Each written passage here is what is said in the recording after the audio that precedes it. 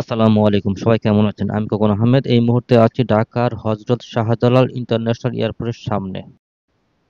পরম করুণাময় আল্লাহর অশেষ রহমতে শুরু করছি ঢাকা থেকে সিঙ্গাপুরের ভ্রমণ যাত্রা এবং সবাইকে জানাচ্ছি স্বাগতম।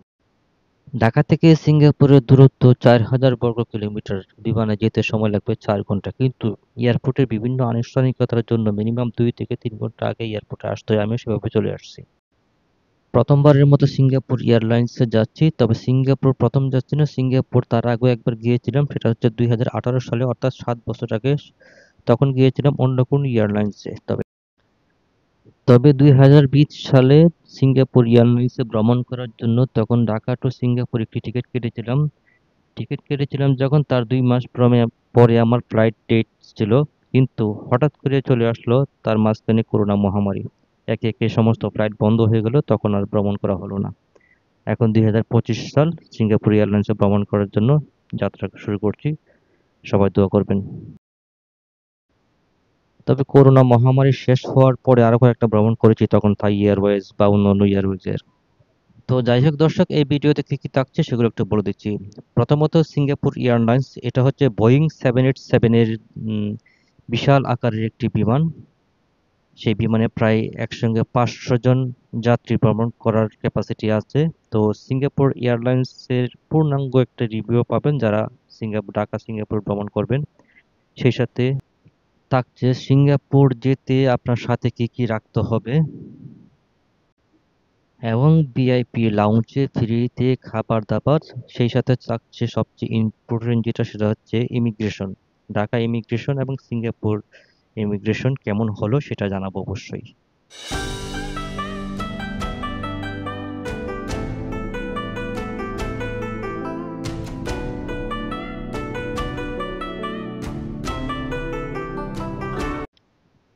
দর্শক, এয়ারপোর্টে এসে আমাদের কি কি কাজ থাকে সেগুলো একটু বলে দিচ্ছি, যাতে প্রথমবার যারা আসেন তারা খুব সহজেই বুঝতে পারেন।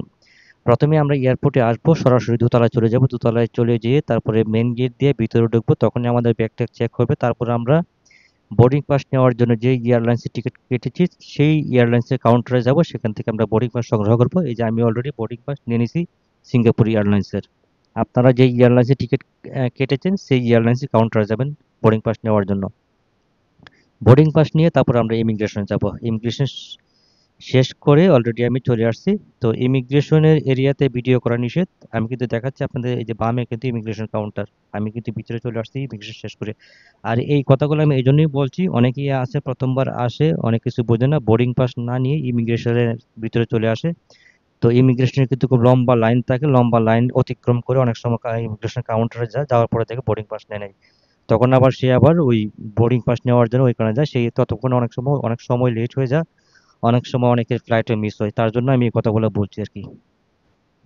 তো দর্শক, ইমিগ্রেশন শেষ করে তখন তারপর ফাইনাল চেকিং হয়ে আমাদের বিমানে ওঠার পালা। কিন্তু তার মাঝখানে যাদের ভিআইপি লাউঞ্জে ফ্রি অ্যাক্সেস আছে, তারা ভিআইপি লাউঞ্জে ফ্রিতে খাবার দাবার খেতে পারেন। আমার কাছে ফ্রি অ্যাক্সেস আছে, আমি ভিআইপি লাউঞ্জে যাচ্ছি।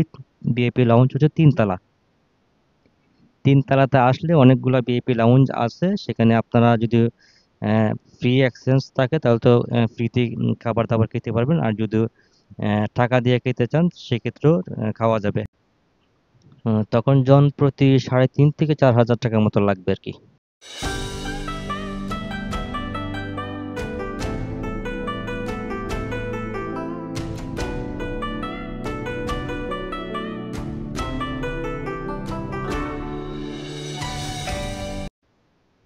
দর্শক, এটা হচ্ছে এয়ারপোর্টের 3 তলা। এখানে একসঙ্গে অনেকগুলা লাউঞ্জ আছে। আমি যাচ্ছি বলাকা লাউঞ্জে।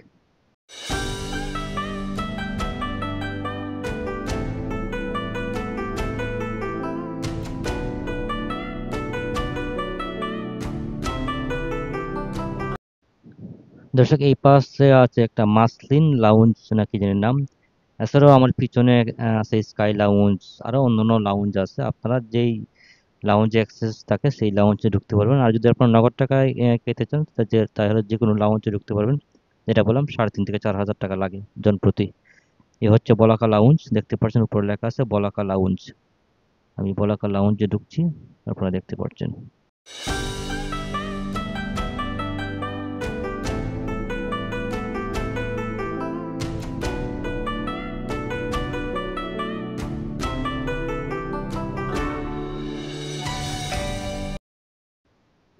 দর্শক, এই হচ্ছে বলাকা লাউঞ্জের রিসিপশন। আমরা প্রথমে রিসিপশনে আসবো, আমি বোর্ডিং পাস এবং কার্ডটা দিয়ে দিব এখানে। তারপর ওনারা ফর্মালিটি শেষ করে ভিতরে যেতে বলবে, আর নিজের হাতে খাবার দাবার নিতে বলবে আর কি। আমি অলরেডি খাবার দাবার নিয়ে নিয়েছি, আপনাদেরকে এখনো দেখাই নাই। আমি প্রথমে খাবার দাবার শেষ করব, তারপর আপনাদেরকে দেখাবো ঘুরে ঘুরে।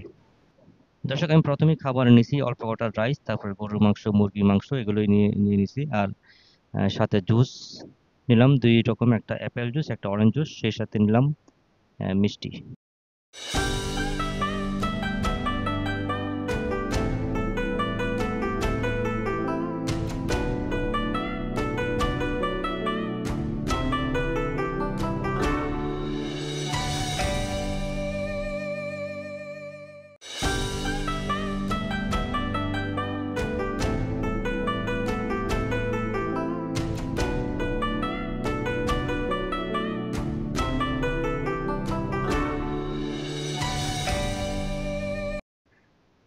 দর্শক, বলাকা ভিআইপি লাউঞ্জের খাবার খাচ্ছি, হালকা পাতলা রিভিউ দিব। আমি এর আগের বার যখন আসছিলাম তখন গরুর মাংস অনেক শক্ত ছিল, সেটা খাওয়া যায় নাই।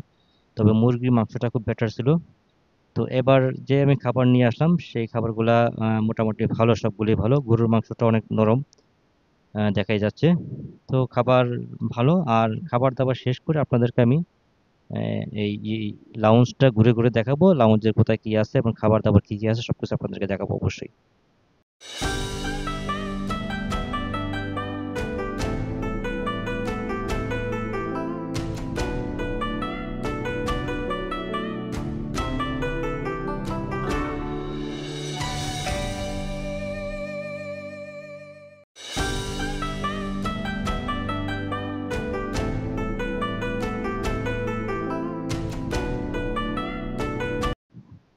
দর্শক, ওই যে 1 প্লেট খাবার নিয়ে আসছিলাম, ওটা খেয়েই অলরেডি ফুল হয়ে গেছে। আসলে খুব একটা বেশি খাইতে পারি তা ঠিক না। তো আমার হাতে এখনো প্রায় 1 ঘন্টা সময় আছে। আমি একটু আগেই আসছিলাম, তো খাবার দাবার শেষ করে রেস্ট নিচ্ছি। এতে খাবার দাবার শেষ, এখানে বসে বসে রেস্ট নিচ্ছি। রেস্ট নিয়ে হয়তো বা তারপরে যদি একটু এখানে আরো ফলমূল আছে, এগুলো হয়তো বা কিছুটা ট্রাই করবো আর কি। তো ভারী খাবার আর খাবো না অবশ্যই, পেট অলরেডি ভরে গেছে।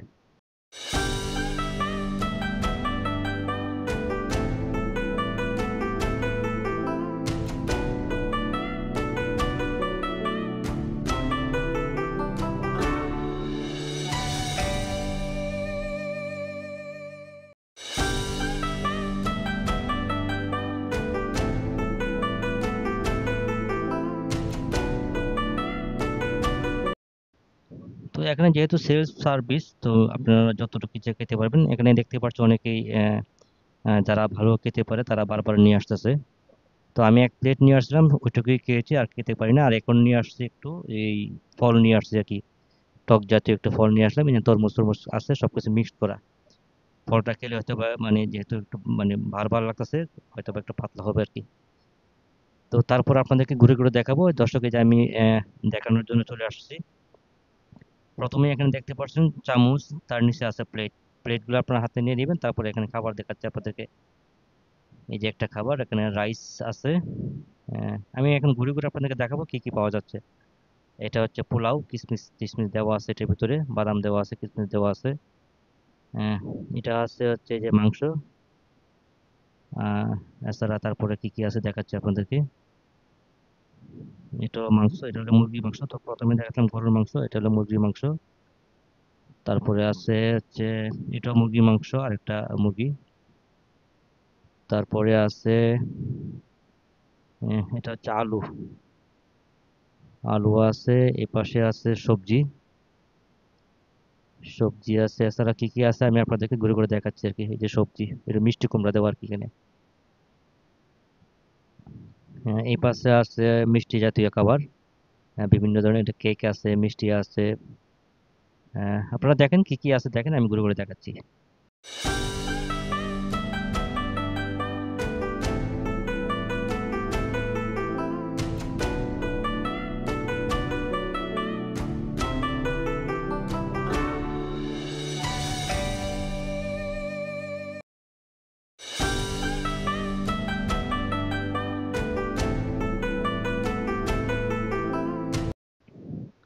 তারপর এখানে ক্যান কোকো আছে, ক্যান কোকো চাইলে খেতে পারবেন। যে জুস দেখালাম, জুস গুলা খেতে পারবেন যত ইচ্ছা তত জুস। এখানে দুই দুই রকম জুস, অ্যাপেল জুস আর হচ্ছে কমলা জুস। আর এখানে আছে হচ্ছে গিয়া গরম পানি, মানে গ্রিন টি, বিভিন্ন ধরনের টি আছে, টি খেতে পারবেন। এই হচ্ছে আমার ব্যাগ। আর এখানে আমার সিট। আমি এখানে মোটামুটি আসছি, আমি আধা ঘন্টার উপরে হয়ে গেছে, আরো কিছুক্ষণ বসবো, আমার টাইম আছে এখনো। খাওয়া দাওয়া শেষ, খাবার দাবার হয়তো আর খাবো না, তবে এখানে বসে রেস্ট নিচ্ছি আর আপনাদেরকে দেখাচ্ছি আর কি।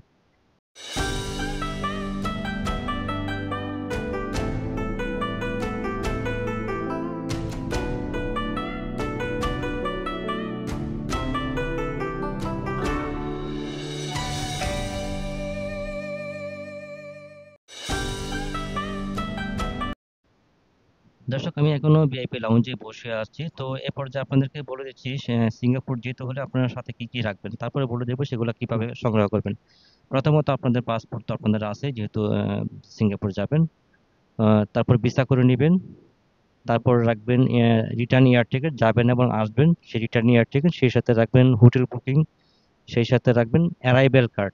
অ্যারাইভেল কার্ড কিন্তু এখন জরুরি, এটা আগে লাগতো না। অ্যারাইভেল কার্ড এটা অনলাইনে আবেদন করতে হয়, ৩ দিন আগে আবেদন করতে হয়। তো এগুলো সাথে রাখবেন। এখন বলে দিচ্ছি এগুলো আপনারা কিভাবে সংগ্রহ করবেন। প্রথমত ভিসা করবেন, যে কোনো ট্রাভেল এজেন্সির মাধ্যমে ভিসা করতে পারবেন। 6 থেকে 7 দিন সময় লাগবে, টাকা লাগবে 6 থেকে 7 হাজার টাকা। তারপরে এয়ার টিকিট করবেন, যে কোনো ট্রাভেল এজেন্সির মাধ্যমে করতে পারবেন। সেটা ডিপেন্ড করে, বিভিন্ন সময় বিভিন্ন রকম ভাড়া থাকে, তো সেটা আমি একজাক্টলি বলতে পারছি না। তারপরে হোটেল বুকিং অবশ্যই করে নেবেন, সেটাও এয়ার ট্রাভেল এজেন্সির মাধ্যমে করতে পারবেন। তারপরে অ্যারাইভেল কার্ড, এটা খুবই জরুরি, এটাও ট্রাভেল এজেন্সির মাধ্যমে করতে পারবেন, সেটা করতে কোনো টাকা লাগে না, এটা একদম ফ্রি। দর্শক, ইমিগ্রেশনের অভিজ্ঞতা শেয়ার করছি। এটা হচ্ছে ঢাকা ইমিগ্রেশনের অভিজ্ঞতা। যখন সিঙ্গাপুর যায় পৌঁছাবো, সেখানেও ইমিগ্রেশন শেষ করবো, তখন সেখানকার ইমিগ্রেশনের অভিজ্ঞতা শেয়ার করবো অবশ্যই। তো ঢাকা ইমিগ্রেশনে আমাকে কোনো প্রশ্ন করে না, যেহেতু আমি অনেকবার ভ্রমণ করেছি। তো নতুন যারা যাবেন তাদেরকে কি কি প্রশ্ন করবে সেগুলো একটু বলে দিচ্ছি। সেগুলো হচ্ছে যে আপনাদেরকে যেগুলো রাখতে বললাম: return air ticket, visa, hotel booking, arrival card. আর সেই সাথে হচ্ছে জরুরি আপনারা যে খরচ করবেন সেই টাকা, মানে অবশ্যই ডলার, সেগুলোর সাথে রাখবেন। এগুলো আপনাদেরকে প্রশ্ন করতে পারে, অবশ্যই প্রশ্ন করবে। আর দর্শক, সিঙ্গাপুর যাওয়ার আগে অবশ্যই আপনারা 2, 3 বা 4টা কান্ট্রি আগে ট্রাভেল করে নেবেন। প্রথমবার যদি সিঙ্গাপুর হয় তাহলে অবশ্যই ট্রাভেল করতে পারবেন না, আপনাদেরকে যেতে দিবে না, এটা অবশ্যই মাথায় রাখবেন। দর্শক, আমি আবারও দোতলা চলে আসছি। এটা হচ্ছে গিয়া দোতলা। এখানে হচ্ছে ইমিগ্রেশন শেষ করে এখানে বসে রেস্ট নিতে হয় আপনাদের, মানে বিমান ছাড়ার আগ পর্যন্ত। আর ওই পাশে যে গেট দেখতে পাই, যে গেটটা দেখতে পাচ্ছেন, সেই গেট দিয়ে আমরা ভিতরে ঢুকবো চেকিং হওয়ার জন্য। ফাইনাল চেকিং হয়ে তারপরে বিমান উঠবো। আর এখন হচ্ছে এখানে যে বসে আছেন, এখানে যে বামে দেখতে পাচ্ছেন একটা খাবারের স্টোর আছে, এখান থেকে খাবার কিনে খেতে পারবেন। আর এই পাশে কিন্তু অনেকগুলা মানি এক্সচেঞ্জ, এদিকে মানি এক্সচেঞ্জ আছে, যে এখানে জনতা ব্যাংক আছে, সোনালী ব্যাংক আছে, আরো 2, 3টা কি কি ব্যাংক আছে। এখান থেকে আপনারা মানি এক্সচেঞ্জ করতে পারবেন, অর্থাৎ আপনারা আহ, টাকা দিয়ে ডলার নিতে পারবেন, বা যে দেশে যাবেন সেই দেশের টাকাও অনেক সময় পেতে পারেন, বা ডলার নিলেই সুবিধা, ওখানে নিয়ে বাঙাবেন আর কি। তো এখান থেকে চাইলে আপনারা ডলার নিতে পারবেন।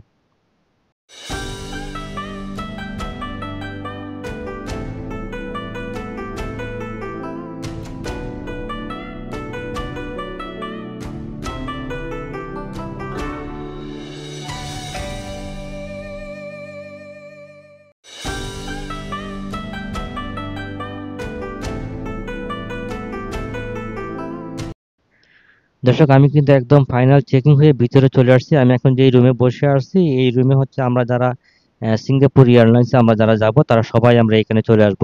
আর এখানে আসার আগে আমাদের সবকিছু চেকিং হবে। আমাদের বিশেষ করে আমাদের কোমরের বেল্ট, পায়ের জুতা সবকিছু খুলে স্ক্যানার মেশিনে দিয়ে তারপর চেকিং হয়ে এখানে আমাদের আসতে হবে। আর এই যে এই রুমটা দেখতে পাচ্ছেন, এই পুরো রুমটা কিন্তু অলরেডি ভরে যাবে।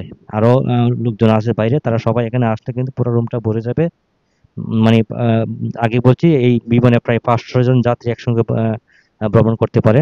তো 500 জন যাত্রী এখানে আসলেও অবশ্যই বুঝতে পারেন কতজন মানুষ হবে, কত মানুষ দেখা যাবে আর কি।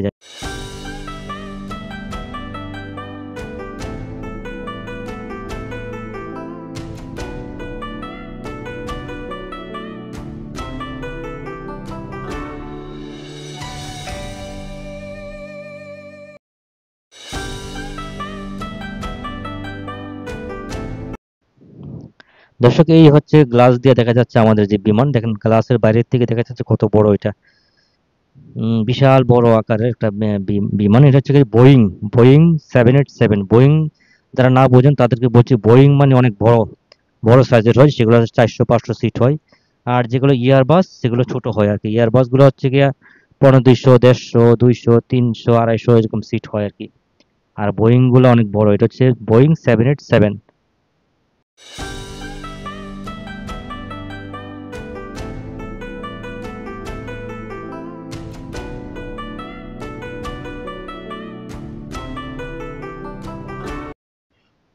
দর্শক, আমাদের ফ্লাইট হচ্ছে রাতের বেলা, এখন হচ্ছে রাত্র আর কি। তো 12:15টার সময় আমাদের ফ্লাইট। তো আহ, আমাদের যেতে সময় লাগবে 4 ঘন্টা। সিঙ্গাপুর এবং ঢাকার সময় কিন্তু 2 ঘন্টা ডিফারেন্স। অর্থাৎ আমরা যখন 12টার সময় আমাদের বিমান ছাড়লে সকাল 6টার সময় ওই দেশের টাইম সকাল 6টায় যে আমরা ওখানে পৌঁছাবো আর কি, ইনশাল্লাহ।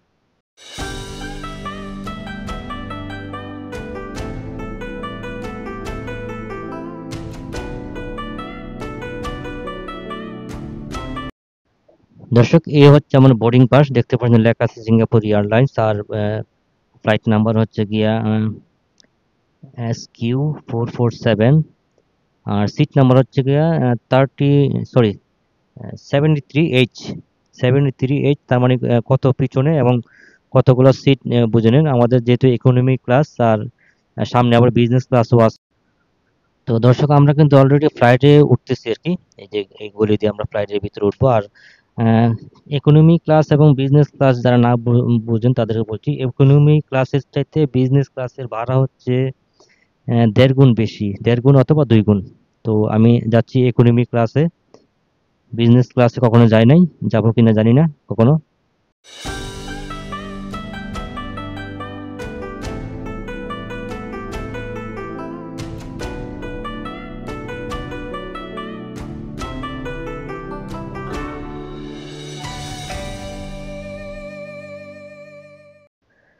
দর্শক, আমরা বিমানে উঠে পড়লাম। এই যে বিমানে ওঠার পরে এ হচ্ছে একটা এক্সিট দরজা। এক্সিট দরজা কোথায় কোথায় আছে সেগুলো আমাদেরকে দেখে রাখতে বলা হয়।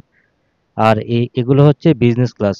এই বিজনেস ক্লাসের সিটগুলো হচ্ছে এরকম, একদম মানে বক্সের মতো বানানো। তো বিজনেস ক্লাসের টিকিটের প্রাইস কিন্তু ইকোনমি ক্লাসের থেকে প্রায় 1.5 গুণ। তো আমি কখনো এই বিজনেস ক্লাসে যাই নাই, কখনো যাবো কিনা তাও জানি না। যদি হয়তো বা নিজের টাকাতে তো অবশ্যই যাব না, যদি কখনো ফ্রি পাই তখন হয়তো বা যেতে পারি। তো বিজনেস ক্লাস এবং ইকোনমি ক্লাসের পার্থক্যটা হচ্ছে গিয়া, বিজনেস ক্লাসে সিটগুলো মানে একটু আলাদা টাইপের থাকে। সেখানে খাবার দাবার গুলো একটু বেশি বেশি দেয়, একটু টেক কেয়ার করে বেশি, এটুকুই আর কি। আর ইকোনমি ক্লাস হচ্ছে মানে গতানুগতিক সবার সাথেই আর কি। তো এটুকুই আর কি, এছাড়া কিছু না। বিমান কিন্তু একটাই বিমান, সামনে গুলাই বিজনেস ক্লাস আর পিছনে গেলে হচ্ছে ইকোনমি ক্লাস।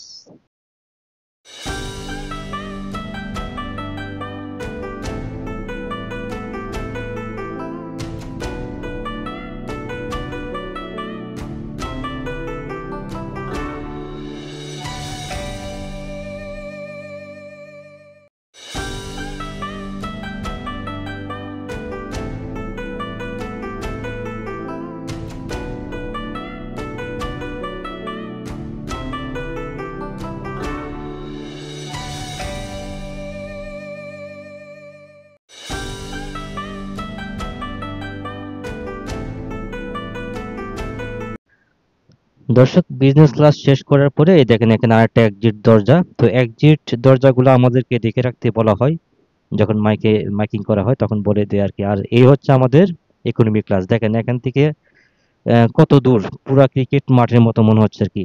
বিশাল এক ক্রিকেট মাঠ এরকম, মানে এটা খুব বিশাল আকারের এক বিমান। হ্যাঁ, বোয়িং 787, বিশাল বিমান। এখানে সিট হচ্ছে গিয়া মাঝখানে 3টা করে, দুই সাইডে 3টা করে, 3 থেকে 9টা করে সিট আর কি। 9টা করে সিট মানে পাশে 9টা করে সিট। আর দেখেন বিশাল খেলার মাঠ, এই মাথা থেকে ওই মাথা দেখতে গেলে দেখা যাচ্ছে না এরকম আর কি অবস্থা।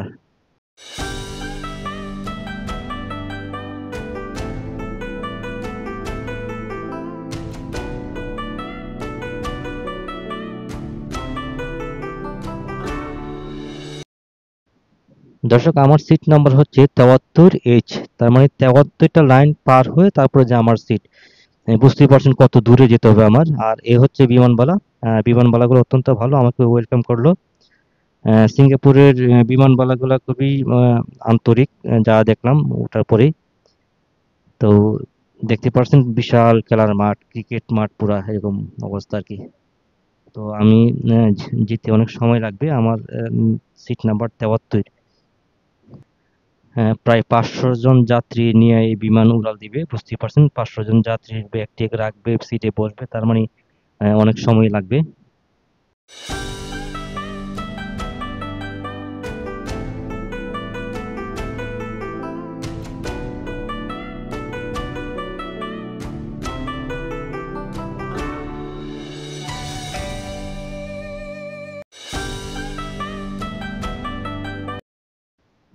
তো আমার সিটে আমি এখনো যেতে পারলাম না। এই যে আরেকজন বিমানবালা আমার টিকিট নাম্বারটা দেখতে চাইলো, তো বলে দিল কি পিছনে।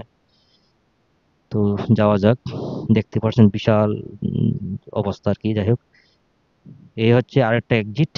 হ্যাঁ, দরজা। তো এক্সিট দরজাগুলো কোথায় কোথায় আপনারা দেখে রাখবেন, ওইটা অবশ্যই দেখে রাখতে বলা হয়। তো এটা দেখে রাখতে যখন বলা হয় একটু ভয়ই লাগে আর কি। ওটা দিয়ে তো লাভ দেওয়া সম্ভব নয়, এমন অবস্থা আর কি। আকাশ থেকে কি আর লাভ দেওয়া যায়?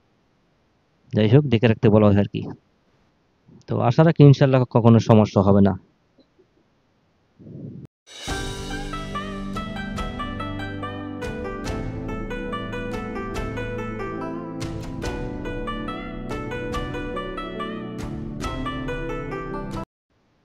দর্শক, 73টা লাইন পার হয়ে তারপরে আমি আমার সিটে বসলাম।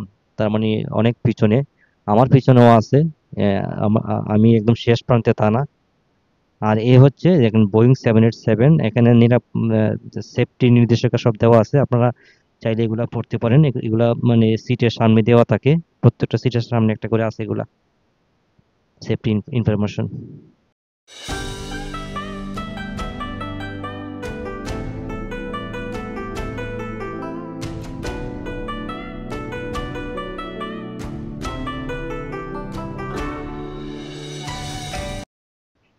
দর্শক দেখেন, আমার সিট থেকে আমি ক্যামেরা ধরলাম, এই মাথা থেকে এই মাথায় দেখাই যাচ্ছে না। আর তারপরে আবার বিজনেস ক্লাস, মানে এই মাথার থেকে এই মাথার পরে ওখানে দেখা যাচ্ছে, তারপরে কিন্তু আবার বিজনেস ক্লাস আছে আর কি। তো দেখেন কত বড় বিমান। প্রায় 500 জন যাত্রী দিয়ে নিয়ে আকাশে উড়াল দিবে এই বিমানটা। সিঙ্গাপুরের ইতিহাস: একটি ছোট্ট মৎস্যজীবী গ্রাম থেকে ব্রিটিশ উপনিবেশ এবং অবশেষে একটি স্বাধীন, উন্নত ও সমৃদ্ধশালী শহরে রূপান্তরের এক দীর্ঘ ও উল্লেখযোগ্য যাত্রা। ১৯৬৫ সালে স্বাধীনতা লাভের পর লি কুয়ান ইউ এর নেতৃত্বে সিঙ্গাপুর অপরাধ ও দারিদ্র্য থেকে বেরিয়ে এসে একটি আধুনিক ও শক্তিশালী অর্থনীতিতে পরিণত হয়। ১৯৬৫ সালের ৯ই আগস্ট সিঙ্গাপুর একটি স্বাধীন প্রজাতন্ত্রে পরিণত হয়। স্বাধীনতা লাভের পর দেশটি অপরাধ ও দারিদ্র্য থেকে মুক্তি পেতে শুরু করে লি কুয়ান ইউ এর নেতৃত্বে ১৯৫৯ থেকে ১৯৯০ সাল পর্যন্ত প্রধানমন্ত্রী। সিঙ্গাপুর একটি উন্নত মুক্ত বাজার অর্থনীতি এবং শক্তিশালী আন্তর্জাতিক বাণিজ্য সংযোগ স্থাপন করে। বর্তমানে সিঙ্গাপুর বিশ্বের অন্যতম সমৃদ্ধশালী এবং উন্নত দেশ, যার উচ্চ মাথাপিছু জিডিপি এবং মানব উন্নয়ন সূচকে উল্লেখযোগ্য অবস্থান রয়েছে। এটি এখন এশিয়ার অন্যতম গুরুত্বপূর্ণ বাণিজ্য কেন্দ্র। সিঙ্গাপুরের আয়তন হচ্ছে ৭৩৫ বর্গ কিলোমিটার, জনসংখ্যা বসবাস করে ৬০ লাখ। আর তারা হচ্ছে ৭৪% চাইনিজ, ১৩% মালয়, ৯% তামিল এবং ৩% অন্যান্য ভারতীয়রা। আর ধর্ম বিষয়ে যদি বলি, ধর্ম হচ্ছে ৩৩% বৌদ্ধ, ১৮% খ্রিস্টান, ১৮% ধর্মহীন, ১৪% মুসলিম, ১০% তাওবাদী এবং লোক ধর্ম, আর ৫% হিন্দু, ০.৬% অন্যান্য। সিঙ্গাপুর তো স্বাধীন হয়েছে ১৯৬৫ সালে। আর তার আগে, একটু আগে যদি যাই, ১৯৪২ সালের আগে কিন্তু ছিল ব্রিটিশদের কলোনি। ১৯৪২ থেকে ৪৫ পর্যন্ত ছিল জাপানিজদের কলোনি। আবার ১৯৪৫ থেকে ১৯৬৩ সাল পর্যন্ত আবার ছিল ব্রিটিশদের কলোনি। ১৯৬৩ থেকে ১৯৬৫ পর্যন্ত ছিল সিঙ্গাপুর ছিল মালয়েশিয়ার সাথে। আর 1965 সালের 9 আগস্ট থেকে সিঙ্গাপুর পুরোপুরি স্বাধীন। দর্শক, সিঙ্গাপুর যখন স্বাধীন হয় তখন কিন্তু সিঙ্গাপুরের অবস্থা আশেপাশের দেশগুলোর মতোই ছিল। আর বর্তমানে সিঙ্গাপুরের পাসপোর্ট হচ্ছে সারা পৃথিবীর মধ্যে নাম্বার ওয়ান। আর সিঙ্গাপুরের চাঙ্গি এয়ারপোর্ট তো আছেই। দর্শক, আমি আপনাদেরকে যে ভ্রমণ যে সেফটি নির্দেশিকাগুলো দেখাচ্ছি সেগুলো অনেকেই দেখায় না, কারণ এগুলো দেখাতে গেলে ভিডিও অনেক বড় হয়ে যায়, তার জন্য অনেকেই স্কিপ করে ফেলে। কিন্তু আপনারা যদি একজন বিমানে ভ্রমণকারী হন তাহলে আপনার এগুলা দেখা অত্যন্ত জরুরি। কারণ আল্লাহ না করুক মাঝ আকাশে কখনো যদি কোনো প্রবলেম হয় বিমানে, তখন আপনার কি কি করতে হবে সেগুলো কিন্তু এই নির্দেশিকার মধ্যে দেখানো হচ্ছে আর কি। সেগুলো দেখা অত্যন্ত জরুরি, অত্যন্ত জরুরি।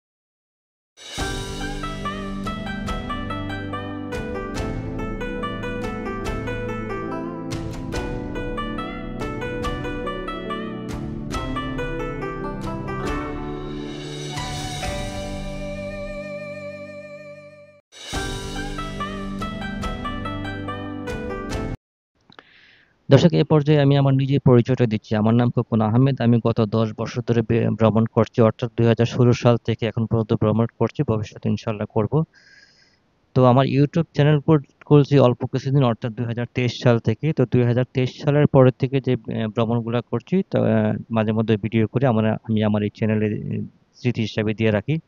আপনারা চাইলে আমার চ্যানেলটা সাবস্ক্রাইব করে আমার ভিডিওগুলো দেখতে পারেন।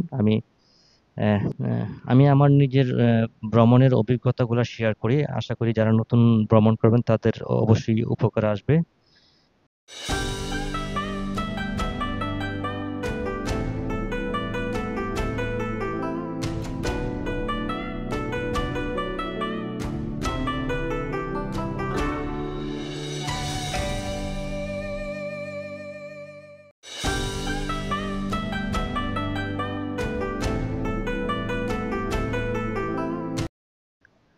আর দর্শক, সিঙ্গাপুরের সেরা 10টি দর্শনীয় স্থানের মধ্যে অন্যতম হচ্ছে সিঙ্গাপুরের চাঙ্গি এয়ারপোর্ট। সিঙ্গাপুরের চাঙ্গি এয়ারপোর্ট কিন্তু অনেক বড়, এখানে চার টার্মিনাল আছে। তো এই 4টা টার্মিনাল ঘুরে ঘুরে ভিডিও করতে বহু সময় লাগবে, মানে মোট কথা পুরো একদিন সময় লেগে যাবে। তো অতএব এই ভিডিওতে আমি চাঙ্গি এয়ারপোর্টের ভিডিও হয়তো বা অ্যাড করবো না। আমি এই ভিডিওর পরে হয়তো বা চাঙ্গি এয়ারপোর্ট নিয়ে আমি আরেকটা ভিডিও করবো, আপনাদেরকে দেখাবো। আপনাদেরকে দেখার আমন্ত্রণ রইল।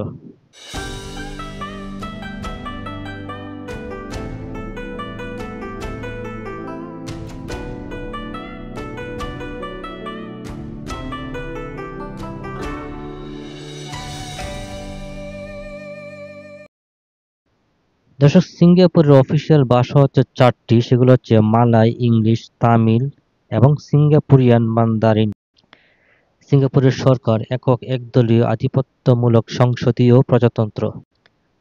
দর্শক, সিঙ্গাপুরের রাষ্ট্রপতির নাম থারমান সানমুজারত্নম। বর্তমান প্রধানমন্ত্রীর নাম লরেন্স ওয়াং। সিঙ্গাপুরের কলিং কোড +65। সিঙ্গাপুরের রাজধানীর নাম সিঙ্গাপুর আর মুদ্রার নাম সিঙ্গাপুরিয়ান ডলার। দর্শক, সিঙ্গাপুর এয়ারলাইন্সের রিভিউয়ের কথা যদি বলি, সিঙ্গাপুর এয়ারলাইন্স আমার কাছে অত্যন্ত ভালো লাগছে। সিঙ্গাপুর এয়ারলাইন্সের যে বিমানবালা তাদের ব্যবহার খুবই ভালো, খাবার দাবারও খুবই ভালো। তো আপনারা চাইলে সিঙ্গাপুর এয়ারলাইন্সে ভ্রমণ করতে পারেন। এবং সিঙ্গাপুর যে এয়ারলাইন্স, এটার যে মানে টার্বুলেটও মোটামুটি কমই ছিল। আর এই যে এর যে ওয়াশরুমটাও ছোট্ট, খুবই সুন্দর। ওয়াশরুমে পেস্ট ব্রাশ, সাবান সবকিছুই আছে। তো মোটামুটি ভালোই লাগছে। আপনারা চাইলে এই সিঙ্গাপুর এয়ারলাইন্সে ভ্রমণ করতে পারেন।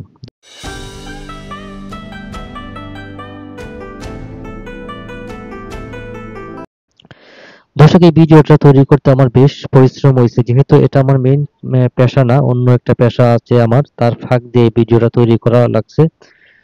তো এই পর্যন্ত ভিডিওটা যারা দেখছেন মেহরবানি করে চ্যানেলটা।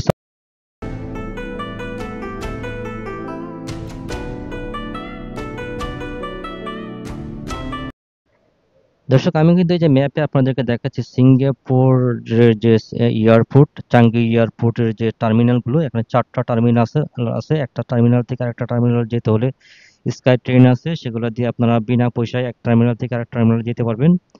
আর হচ্ছে গিয়া 4 নম্বর টার্মিনালে যেতে পারবেন হচ্ছে যে বাসে যেতে হবে, সেটা 3 নম্বর টার্মিনাল থেকে 4 নম্বর টার্মিনালে যেতে বেশ সময় লাগে আর কি। তো এখানে কিন্তু ম্যাপে সবকিছু আপনাদেরকে দেখাচ্ছি আমি। আর এই যে আমাদের বিমানটা যে যাচ্ছে আপনারা দেখতে পাচ্ছেন যে এই যে ম্যাপ দেখা যাচ্ছে টিভির ভিতরে, আর বিমানটাও আপনাদেরকে দেখাচ্ছি। আমাদের কিন্তু অলরেডি কাছাকাছি চলে আসছি হয়তোবা। তো আপনারা দেখতে পাচ্ছেন বিমানটা কোন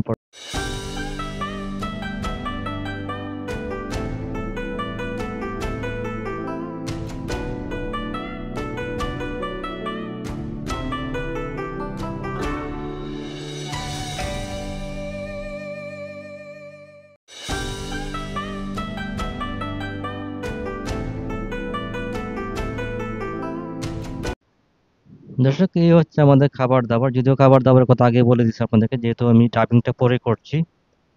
তো আহ, সবকিছু আমার মুখস্থ আর কি, এই জন্য আগেই বলে দিচ্ছি আপনাদের খাবার। আর হচ্ছে দর্শক, আমাদের বিমানটা এখন কোন পর্যায়ে আছে আপনারা ম্যাপে দেখতে পাচ্ছেন। আরো অল্প কিছুক্ষণের মধ্যে হয়তো বা ল্যান্ডিং করবে, মোটামুটি কাছাকাছি চলে আসছে আর কি।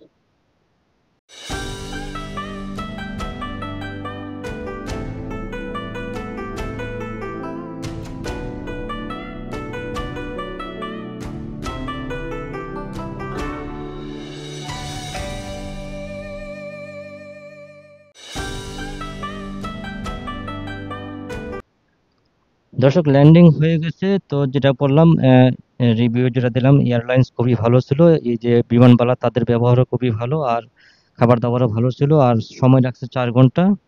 আর টার্বুলেন্ট খুব একটা ছিল না, মানে জাকাজাকি খুব একটা ছিল না, মোটামুটি ভালোই ছিল আর কি ভ্রমণটা। তো যেটা বললাম, আপনারা চাইলে এই বিমানে আসতে পারেন। আর ভাড়া হচ্ছে গিয়া এক এক সময় এক এক রকম থাকে, সেই জন্য নির্দিষ্ট ভাড়াটা বলতে পারছি না আর কি। আর এগুলো হচ্ছে এই যে বিজনেস ক্লাস। আমরা ছিলাম ইকোনমি ক্লাসে। ইকোনমি ক্লাস থেকে বের হয়ে বিজনেস ক্লাসের উপর দিয়ে আমরা নিচে নামবো আর কি। তো কিছুক্ষণের মধ্যে হয়তো বা ইমিগ্রেশন হবে, ইমিগ্রেশন অভিজ্ঞতাটা শেয়ার করবো। তো আর হচ্ছে গিয়ে যে সিঙ্গাপুরে যে চাঙ্গি এয়ারপোর্টের ভিডিও পরবর্তী ভিডিওতে পাবেন। তো দর্শক, এই পর্যন্ত যারা দেখেন দয়া করে চ্যানেলটা সাবস্ক্রাইব করে দেন। এখন থেকে নিত্য নতুন ভিডিও আপনারা পাবেন। তো সবাই ভালো থাকবেন। আমি একটু পরে আপনাদেরকে ইমিগ্রেশনের যে অভিজ্ঞতাটা শেয়ার করব। আর দর্শক, এটাই কিন্তু সিঙ্গাপুরের চাঙ্গি এয়ারপোর্ট, পৃথিবীর মধ্যে অন্যতম সম্ভবত সেরা তৃতীয় অবস্থানে আছে হয়তো বা এই চাঙ্গি এয়ারপোর্ট। আর এই সিঙ্গাপুরের পাসপোর্ট কিন্তু নাম্বার 1-এ আছে। এই 200টার উপরে দেশ আছে, তার মধ্যে নাম্বার 1 আছে এই সিঙ্গাপুরের পাসপোর্ট। তো এই সিঙ্গাপুরের চাঙ্গি এয়ারপোর্ট নিয়ে আমি অবশ্যই আলাদা ভিডিও করবো, আপনাদেরকে দেখার আমন্ত্রণ জানাইলাম। আর আমি কিছুক্ষণের মধ্যে আপনাদেরকে এই সিঙ্গাপুরের যে ইমিগ্রেশনের অভিজ্ঞতাটা শেয়ার করবো আপনাদের কাছে। দর্শক, আবারও বলছি, সিঙ্গাপুরের আয়তন হচ্ছে 735 বর্গ কিলোমিটার, জনসংখ্যা হচ্ছে 60 লক্ষ। এই 60 লক্ষ জনসংখ্যার এই দেশের এত বড় একটা এয়ারপোর্ট, এটা ভাবাই যায় না। এবং সৌন্দর্যের দিক দিয়ে এটা তৃতীয় স্থানে আছে, আর এই দেশের পাসপোর্ট হচ্ছে নাম্বার 1-এ।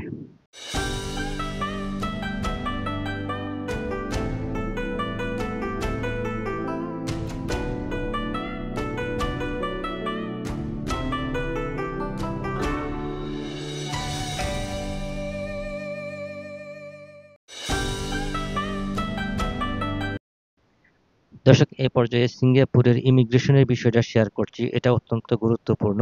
তো প্রথমে শেয়ার করছি 2018 সালে যখন আসছিলাম তখনকারটা, আর তারপরে শেয়ার করবো আজকেরটা। 2018 সালে যখন আসছিলাম তখন হচ্ছে যথারীতি যে নর্মাল ইমিগ্রেশন হয়, আমরা লাইনে দাঁড়াই, তারপরে ইমিগ্রেশন অফিসারের কাছে যাই, যাই পাসপোর্টটা দিই এবং অন্যান্য কাগজপত্র দেখাই, তারপরে সবকিছু দেখে আমাদের পাসপোর্টে সিল মারি দেয়। তো এবারে যেটা হইলো, কোনো ইমিগ্রেশন কাউন্টারও নাই, ইমিগ্রেশন অফিসারও নাই। আছে কি? Scanner machine. অর্থাৎ নিজের ইমিগ্রেশন নিজেই করতে হবে। তো আমি যাইয়া প্রথমে আমার পাসপোর্টটা স্ক্যানার মেশিনে ধরলাম, তৎক্ষণেই আমার ইয়াটা সবুজ হয়ে গেল, দরজাটা খুলে গেল, ভিতরে ঢুকলাম। তারপরে হচ্ছে গিয়ে ছবি তোলার পালা। ছবি যে ক্যামেরাটা আসলো, আমি আমার মুখটা ঠিক করে দাঁড়ালাম, ছবি উঠে গেলো। তারপরে ফিঙ্গারপ্রিন্টের জন্য আমি বৃদ্ধা আঙুলটা ধরলাম, ফিঙ্গারপ্রিন্ট হয়ে গেলো, দরজা খুলে গেলো, ইমিগ্রেশন কমপ্লিট। তারপর ভিতরে ঢুকে গেলাম। তার মানে সবকিছু করতে আমার 1 মিনিট সময়ও লাগে নাই। তো দর্শক, আমার প্রশ্ন হলো তাহলে যারা নতুন আসবে তাদের ইমিগ্রেশন কিভাবে হয়ে যাবে? আমার মনে হয় না। কারণ যখন আমি পাসপোর্টটা আমি এই স্ক্যানার মেশিনে ধরি, তখন হয়তো বা যে একজন হয়তো বা কম্পিউটার সামনে বসে আছে, তার কাছে হয়তো বা সম্পূর্ণ তথ্যগুলো চলে যায়। সে হয়তো বা দেখে, যদি নতুন কেউ হয় তাহলে তাকে হয়তো বা ডেকে নিয়ে যাবে, নিয়ে সবকিছু চেক করবে, আমার মনে হয় আর কি। অতএব নতুন যারা আসবেন তারা অবশ্যই প্রথমে 2-4টা দেশ বা 5টা দেশ ভ্রমণ করে তারপর সিঙ্গাপুর আসবেন। যেহেতু সিঙ্গাপুর একটা উন্নত কান্ট্রি, একটা উন্নত কান্ট্রি বললে ভুল হবে। সিঙ্গাপুর হচ্ছে পৃথিবীর মধ্যে সবচেয়ে উন্নত কান্ট্রি আমি মনে করি, কারণ সিঙ্গাপুরের পাসপোর্ট এই পৃথিবীর 200টা দেশ আছে, প্রায় প্রায় না 200টারও বেশি দেশ আছে, তার মধ্যে সিঙ্গাপুরের পাসপোর্ট হচ্ছে নাম্বার ওয়ান পৃথিবীর মধ্যে। তাদের পাসপোর্ট দিয়ে 193টা দেশ ভ্রমণ করতে পারে বিনা ভিসায়। তো ধন্যবাদ, পরবর্তী ভিডিও দেখার আমন্ত্রণ।